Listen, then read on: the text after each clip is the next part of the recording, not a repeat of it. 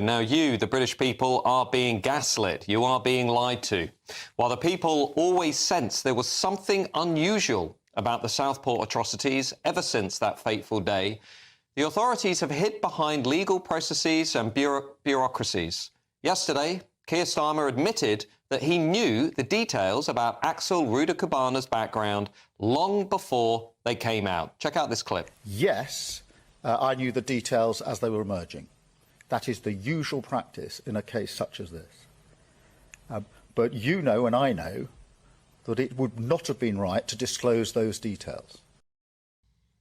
But this is not consistent with Keir Starmer's previous actions. During the 2017 Finsbury Park terror attack, Starmer called it a terror attack before terrorism charges had been announced.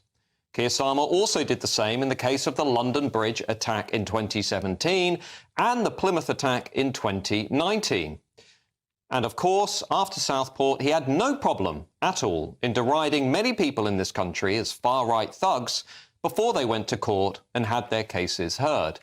Yesterday, he appealed to contempt of court laws for not releasing the information about Southport earlier. Check it out. Are not just my choices, though it is a choice I would make. It is also the law of the land. That is why I couldn't disclose the details. It's why others couldn't disclose the details. It's why all of you as journalists couldn't disclose the details, because the same laws applied to you just as they applied to me. And it's really important that we make that clear. But the purpose of the rule is to protect the justice that the families and the victims are entitled to. But if it applies to Southport, why didn't this apply to 3 other terror attacks, as well as those protests? We're now, of course, hearing reports that CPS pressured Merseyside police not to release details about the suspect. But just to top it all off, the government now wants you to believe that this was a case of knife purchase laws not being strong enough.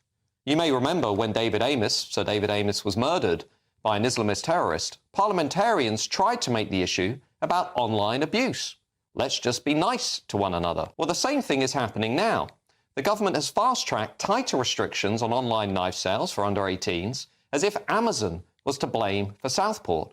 Writing in The Sun today, the Prime Minister called Axel Rudakubana a 2-click killer. But the fact of the matter is that the system, the state, failed the victims of Southport, much like the state failed the victims of Pakistani rape gangs.